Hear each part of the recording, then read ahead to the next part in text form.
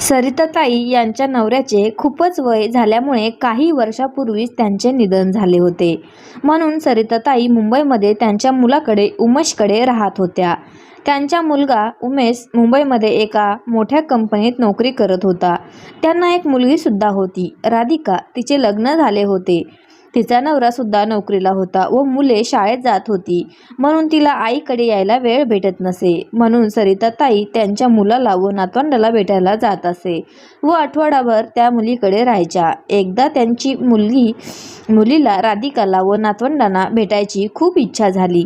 म्हणून त्या राधिकाकडे आल्या व राधिकाला आणि नातवंडांना भेटायला म्हणून आलेल्या सरिताताईंचा घरात पायऱ्यावरून चढताना पाय घसरून जोरात फरशीवर पडण्याचं मात्र निमित्त झालं आणि त्यांचा एक हात फ्रॅक्चर झाला व पायालाही बऱ्यापैकी मार लागला होता. हा सगळा प्रकार नेमका सकाळच्या ऑफिसच्या शाळेच्या वेळीच घडला होता. मग राधिका आणि तिच्या नवऱ्याने लगेच घाईघाईने सरिताताईला दवाखान्यात घेऊन ॲडमिट केले. तेव्हा घरातील सर्व कामे व मुलांना शाळेसाठी तयार करायची सर्व जबाबदारी राधिकाच्या सासूबाई मीनाताई यांनी उचलली. तिकडे राधिका व तिचा नवरा दोघे दवाखान्यातले सगळे सोपस्कार पार पडून पायाने लंगडत व हात गळ्यात बांधून सरिताताईला घेऊन घरी आले. मग काय, हालचालीवर बंधन आल्याने सरिताताईचं परत निघायचं लांबलं. 4-5 दिवसाकरता आलेल्या राधिकाच्या आई महिना-दीड महिना होत आला तरी त्या मात्र राधिकाकडे अडकल्या होत्या. सरिताताईला लागल्याचं कळल्यावर त्यांचा मुलगा उमेश आणि सून अर्चना लगेच घाईगडबडीत त्यांना भेटायला आले होते. आईची तब्येत खूपच खराब होती म्हणून उमेश म्हणाला की आई, तुझ्या पायाची सूज उतरली व तुला थोडं बरं वाटलं की मी लगेच तुला न्यायला येतो, असे तो आईला म्हणाला. पण राधिकाने त्याला स्पष्ट शब्दात सांगितले की आई, पूर्णपणे बरे झाल्याशिवाय आम्ही तिला पाठवणारच नाही. असं सांगितलं. उमेशच्या बायकोनेही राधिकाला खूप समजवण्याचा प्रयत्न केला की आईंना घरीच येऊ द्या. कितीही म्हटलं तरी त्यांना तुमच्याकडे अवघडल्यासारखं होईल व तुमचीही खूपच ओढताण व धावपळ होईल, असं राधिकाला समजावून पाहिलं. पण राधिकाने पुन्हा स्पष्ट शब्दात सांगितले की जोपर्यंत आईच्या हाताला प्लॅस्टर आहे तोपर्यंत मी आईला पाठवत नाही. प्लॅस्टर काढल्यावरच आई येईल.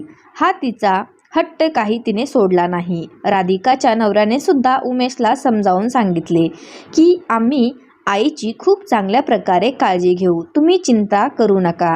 असं म्हटल्यावर आता उमेशला मात्र जास्त काही बोलता आलं नाही. आई घर सोडून तिनं 4 दिवसापेक्षा जास्त कुठे राहत नाही हे उमेश व तिच्या बायकोला दोघांनाही माहीत होतं. पण राधिका व तिच्या नवऱ्याच्या हट्टापुढे त्यांना आम्ही आईला घेऊनच जातो असं म्हणता येईना.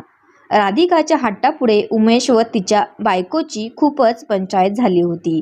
त्यानंतर राधिकाच्या सासूनही चुपके तोडली व त्या सरिताताईला म्हणाल्या की तुमची लेक एवढी प्रेमाने म्हणते तर राहा की आमच्याकडे, तसे मीही आहे की तुमच्या सोबतीला दिवसभर. आता मात्र सरिताताईंनी लगेच घरी परत जाण्याचा विचार मनातच दाबून टाकला व राधिकाने आईची सेवा करण्यासाठी 15 ते 20 दिवसाकरता ऑफिसमधून सुट्टी घेतली होती. राधिका, तिची सासू व नवरा व तिची 5 व 7 वर्षाची 2 मुलं असं राधिकाचं परिवार होता व आता त्यांच्या कुटुंबामध्ये सरिताताई ॲड झाल्या होत्या. राधिकाने सकाळपासून तिचं व्यवस्थित रुटीन बसवून घेतलं होतं व राधिकाच्या सासूनेही तिला समजवून घेऊन तिची साथ दिली आणि सरिताताईचं खाणं पिणं, औषध पाणी, आंघोळ, मसाज, डॉक्टरांचा फॉलोअप असं सगळं काही व्यवस्थितरित्या मॅनेज होऊ लागलं. आता हे आजी घरी असल्याने दोन्ही नातवंड खूप खुश होती. राधिकाच्या नवऱ्याने आणि सासूनेही सरिताताईंचा खूप छान प्रकारे आपल्या कुटुंबात समाविष्ट करून घेतलं होतं. तरी पण लेकीच्या घरी असल्यामुळे सरिताताईंना खूपच अवघडल्यासारखं वाटत होतं. जावयाच्या घरी किती दिवस राहायचं आणि त्यांच्याकडून किती करून घ्यायचं असा विचार ते नेहमीच करीत असे. त्यात सरिताताईंना औषधाच्या डोसामुळे व्यवस्थितपणे झोप लागत होती. पण औषध घेतलं नाही तर हाताला कळ लागून त्रास व्हायचा व व्यवस्थित झोप लागायची नाही. तिकडे जसजसे सरिताताईंच्या मैत्रिणींना ही बातमी कळत होती की सरिताताई पडल्या, म्हणून त्या त्यांना फोन करून त्यांच्या तब्येतीची विचारपूस करत होत्या. त्यामुळे सरिताताईंना जरा मन शांती मिळत होती. त्यांच्याशी बोलताना सरिताताईंना सारखं सारखं मी पडल्यामुळे इथेच अडकली आहे, उगीच राधिका आणि तिच्या घरच्यांना माझं करावं लागतंय वगैरे वगैरे असं बोलणं राधिकाला अस्वस्थ करत होतं. मी इतकं मनापासून आईचं करते, शिवाय कधीही तिला त्याची जाणीव करून देत नाही. पण तरी आईला मात्र ती इथे अडकली आहे असं वाटतंय. शेवटी आईला दादा आणि वहिनीचेच कौतुक जास्त. काय कमी आहे आईला इथे? पण तरी तिचं लक्ष सारखं तिकडेच असतं. कामावाली आली का? नात शाळेतून आली का? सुनेने जेवायला काय केलंय? याचं सगळ्या विचारात ती नेहमी गुंतलेली असायची. आताही सगळे जेवायला बसले होते. आज सुद्धा राधिकाने आईला आवडते तशी घट्ट आटवलेल्या दुधातली शेवयाची खीर आणि टम्म फुगलेले गरम पुरी आईच्या पानात वाढली. पण आईचं सगळं लक्ष तिच्या फोनकडे होतं. उमेश ऑफिसमधून घरी आला का याच्याकडे. आज म्हणे तिकडे अचानक जोरदार पाऊस झाला होता, त्यामुळे दादा सुखरूप घरी आल्याचं कळल्याशिवाय आईला खीर गोड लागणार नव्हती. इतर वेळी राधिकाला यात काहीच वावगं वाटत नसतं, पण आता तिचं चित्त थाऱ्यावर नव्हतं. आई शरीराने इथे असली तरी मनाने तिकडे तिच्याच घरी आहे, हे मात्र राधिकाला आवडत नव्हतं. छान झाली ग राधिका खीर पुरी, राधिकाच्या सासू म्हणाल्या आणि हे ऐकून सरिताताई भानावर आल्या. हो ग राधिका, मस्तच झालीये. माझे अगदी लाड पुरवते आहेस तू, पण कशाला ग उगाच इतकं करत बसतीस? आधीच किती दमछाक होते तुझी माझ्यामुळे. तुझं काम वाढलंय, त्यात हे सगळं. आईची पुढची नेहमीची वाक्य राधिकाला पाठ होती, म्हणून ती काही न बोलताच पुऱ्या तळायला आत किचनमध्ये निघून गेली. लाड पुरवते आहे म्हणते आहे, तरी त्यापुढे हिचा पण आहेच. खरंच प्रेमाने केलेलं करून घेताही आलं पाहिजे. हिला कुठलं ते जमायला? त्याच्यासाठी मोकळा स्वभाव पाहिजे. नाहीतर माझ्या सासूबाई बघा, त्यांच्या लेकीकडे जातात तेव्हा तिथल्याच होऊन जातात. उगीच सारख्या इथे काय चाललंय त्याच्या चौकशा करत बसत नाहीत. राधिकाचं मन वाऱ्याच्या वेगाने धावत होतं, पण हा विचार मनात आला आणि राधिका दचकली. खरं तर आपलं लग्न नवीन नवीन असताना आईही त्यांच्या लेकीकडे फार जायच्या नाहीत.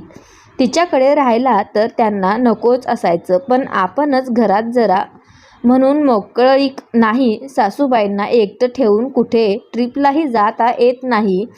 आपल्याला आपला असा वेळ मिळत नाही, अशी सतत राधिका नवऱ्याकडे कटकट करायची. ती जाणवल्यामुळेच की काय आई राधिकाची सासू अधूनमधून ताईकडे जायला लागल्या, तरी तिथे गेल्यावर त्यांचेही लक्ष इथेच असायचं. फोन करून सगळं विचारत राहायच्या, जसं आत्ता आई करते. पण त्यांची ती स्वतःच्या घराबद्दलची ओढ समजून न घेता आपण त्या तिथूनही आपल्याला कंट्रोल करायला बघतायत असा अर्थ काढला. मग त्यांचा फोन आल्यावर नकळत का होईना पण आपली होणारी चिडचिडही त्यांना समजली. त्यानंतर हळूहळू त्यांनी सारखे फोन करणंही बंद केलं. त्या अजिबात फोन करत नाहीत म्हटल्यावर आपण त्या तिकडेच रमल्या आणि नातवंडांनाही विसरल्या असा अर्थ काढू लागलो. खरंच किती वाईट आहे माझं मन. आईबद्दलची नाराजी बाजूला पडली आणि राधिकाला स्वतःच्या विचाराचीच लाज वाटू लागली. आज आपण या काठावर आहोत तेव्हा आपल्याला पलीकडच्या काठावरून दिसणारी हिरवळ टोचायला लागलीये. नाहीतर इतके दिवस आपल्या वागण्यामुळे आईची होणारी कुंचबुना, त्यांनी त्यांच्या स्वभावाला घातलेली मुरड, हे सगळं कधी लक्षातही आलं नाही. त्यांनी सगळं शांतपणे स्वीकारलं आणि स्वतःला बदललं. कधी त्याबद्दल नाराजीची सूरही काढला नाही की त्यांनी तो काढूनही माझ्या स्वकेंद्रित मानला नाही. कधी ऐकूच आलं नाही. खरंच एक स्त्री असूनही मी दुसऱ्या स्त्रीची घराबद्दलची ओढ समजू घेऊ शकले नाही. आधी सासूबाईंची आणि आता स्वतःच्या आईची. तिचं मन तिकडे आहे म्हणजे आपण कुठेतरी कमी पडतोय असा त्याचा अर्थ नाही. व राधिकाचे डोळे वाहू लागले. मनातलं मळब बाहेर पडलं आणि सगळं चित्र स्वच्छ दिसू लागलं. त्यातलं आईचं अवघडलेलंपण समजू लागलं. उगीच आपण काहीतरीच विचार करत होतो. इथे काहीतरी कमी आहे म्हणून आईला घरी जायची घाई नाहीये. तर आपल्याला घरी परतण्याची ओढ वाटणे ही प्रत्येकाची मूलभूत प्रवृत्ती आहे. ज्याला माही अपवाद नाही. मी अशीही आईशी खूप चुकीचं वागले. या जाणीवेने तिचे डोळे परत भरून आले. इतक्यात राधिकाच्या मुलीने आवाज दिला की आई पुरी पाहिजे. म्हणून धाकट्या लेकाने बोलावलं आणि भराभरा डोळे पुसत राधिका पुऱ्या घेऊन बाहेर गेली.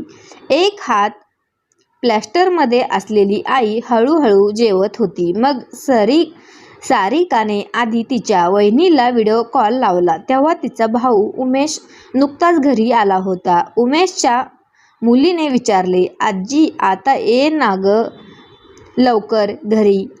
आम्हा सर्वांना तुझी खूप आठवण येत आहे. या आठवड्यात येशील का घरी असं विचारलं. त्यावर सरिताताई काही बोलायच्या आधीच राधिका हसून म्हणाली, होय बेटा, आजी तुम्हा सगळ्यांची व तिच्या घरची खूप आठवण काढते.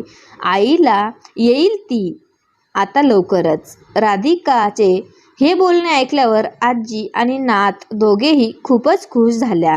राधिका मगाशी आईला सांगत होती की यंदा दिवाळी इथेच करून जा असं म्हणणाऱ्या राधिकाने तिचा आता मात्र तो निर्णय बदलला आणि डॉक्टरांशी बोलून लगेच आठवड्याच्या शेवटी ती तिच्या नवऱ्यासोबत जाऊन आईला घरी सोडून आली. घरी पोहोचल्यावर आईच्या आणि घरातल्या प्रत्येकाच्या चेहऱ्यावर आनंद पाहून राधिकाला खूप बरं वाटलं. आईला सुखरूप घरी सोडून एका वेगळ्याच समाधानाने राधिका घरी परतली. एक छोटीशी पडझड राधिकामध्ये खूप मोठा बदल घडवून गेली होती.